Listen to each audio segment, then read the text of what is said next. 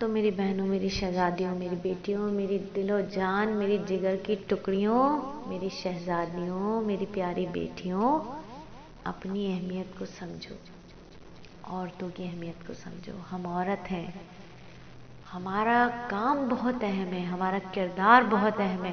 یہ دین کی دعوت کا جو کام ہے نا، یہ نیا نہیں ہے. یہ محنت چھوڑنے کی وجہ سے ہمیں اس کام سے دوری ہو گئی ہے.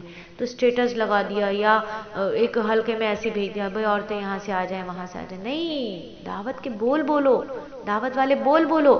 بزرگ فرماتے ہیں دوسرے کے لیے اطلاع ہماری اصلاح ہے، ہماری اصلاح ہے. اپنی اصلاح کے لیے دعوت کے بول بولو.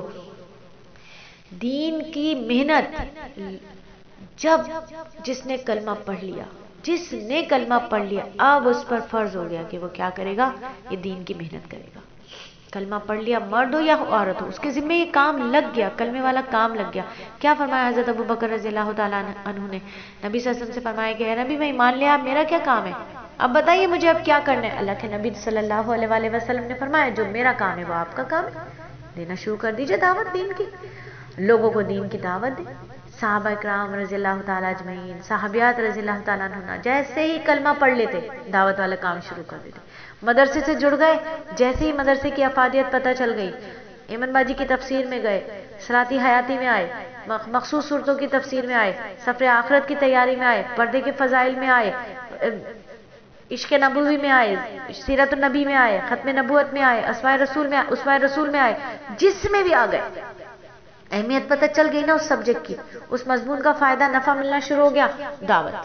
دعوت والا کام شروع کر دیں. کلمہ پڑھ لیا، سبق پڑھ لیا، کلمہ پڑھ لیا. کلمے کا سبق کیا تھا؟ یقین تھا اللہ سے ہوتا ہے، اللہ کے غیر سے کچھ نہیں ہوتا. اللہ کے نبی صلی اللہ علیہ وسلم کے طریقے میں دنیا اور آخرت کی کامیابی، غیروں کے طریقے میں دنیا اور آخرت کی ناکامی. اب ہم دیکھ رہے ہیں کہ ایک بچی ہے دنیا کے اندر ڈوبی ہوئی ہے، بالکل نئی بات کو سمجھ رہی. چلو میری بیٹی آ جاؤ، سنت اور سائنس میں آ جاؤ. تم ماڈرن طریقے سے پڑھنا چاہتی ہو، تم سنت اور سائنس میں آ جاؤ. ایک بچی میری ہے، وہ تھوڑا سا ادھر ادھر اس کا ذہن جاتا ہے، اسباب پہ اس کی نظر جاتی ہے، آ جاؤ تم کس میں آ جاؤ، صلاتی میں آ جاؤ. ترغیب بھی ملتی رہے گی، اللہ سے مانگنے کا طریقہ بھی پتہ چلتا رہے گا. جڑ کے بیٹھیں گے، مل کر بیٹھیں گے تو سیکھیں گے نا. تو یہ دعوت والا کام ہم سب کو کرنا ہے، ہم سب کو کرنا ہے. دیکھیے پہلی وحی، جب وحی اتری پہلی مرتبہ نبی صلی اللہ علیہ وآلہ وسلم پر، تو اللہ رب العزت نے سب سے پہلے کسے توفیق دی دین پر چلنے کی؟ حضرت ابو بکر ایمان لے کر آئے، حضور صلی اللہ علیہ وسلم کے دوست تھے. زید بن حارثہ ایمان لے کر آئے، غلام تھے. سب سے پہلی خاتون میری اماں خدیجہ، اماں خدیجہ ایمان لے کر آئیں. اور اماں خدیجہ ایمان لے کر آئیں، ورقہ بن نوفل کے پاس گئے، اپنے چچا زاد بھائی کے پاس. دعوت والا عمل کیا. کس پہ؟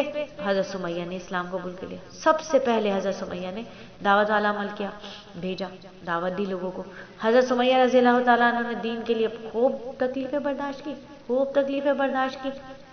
حضرت خنسا اپنے چاروں بیٹوں کو ترغیب دے رہی ہیں، اللہ کے راستے میں بھیجا.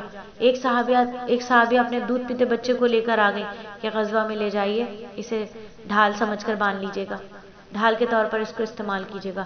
ایک بچی مدینہ طیبہ میں گلیوں میں رو رہی تھی، اس کی سب سہیلیوں کے والد غزوے میں شہید ہوئے اور اس کا باپ گھر میں بستر پر مر گیا. وہ رو رہی ہے اس بات پر کہ میرا باپ کیسے مرا بستر پر، یہ کیوں نہیں غزوہ میں شہید ہوا. یہ عورتوں کا کام، دعوت والا کام. مرد عورت دونوں کی ذمہ داری، مرد عورت دونوں کی ذمہ داری. مرد عورت دونوں رسول صلی اللہ علیہ وسلم کے امتی ہیں. اگر مرد اکیلا دین پر چلتا ہے، بیوی بچے دنیا میں لگے ہوئے، تو ایک طرف سے مرد دین کی رسی کھینچتا ہے، دوسری طرف سے بیوی بچے کیا؟ دنیا کی رسی کھینچتے ہیں. اس طرح دین کا گھر میں آنا ہی مشکل ہے. جب دونوں مرد عورت مل کر پورے دین پر چلنے والے ہوتے ہیں تو پھر گھر کیا ہوتا ہے؟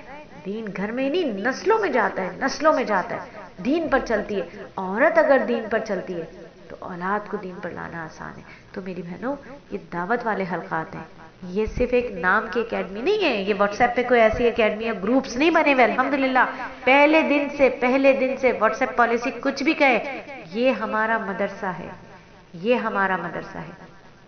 اللہ رب العزت ہم سب کو اس مدرسے کی قدر کرنے والا بنائے، ہم سب کو دین کے علم کی قدر کرنے والا بنائے. اللہ رب العزت ہم سب سے راضی ہو، اور اللہ تعالی ہمیں زندگی کی آخری سانس تک طالبہ بنا کر رکھے، دین کا علم حاصل کرنے والی بنا کر رکھے. مرتے مرتے بھی پڑھتے جانا ہے، مرتے مرتے بھی کرنا ہے اور کرتے کرتے ہی مرنا ہے، ڈرتے ڈرتے اس دین کے کام کو کرنا ہے۔ اللہ قبول کر لیجئے، اللہ قبول کر لیجئے، اور انشاءاللہ تعالی، انشاءاللہ تعالی اللہ رب العزت ہم سب کو قبول و مقبول فرمائے۔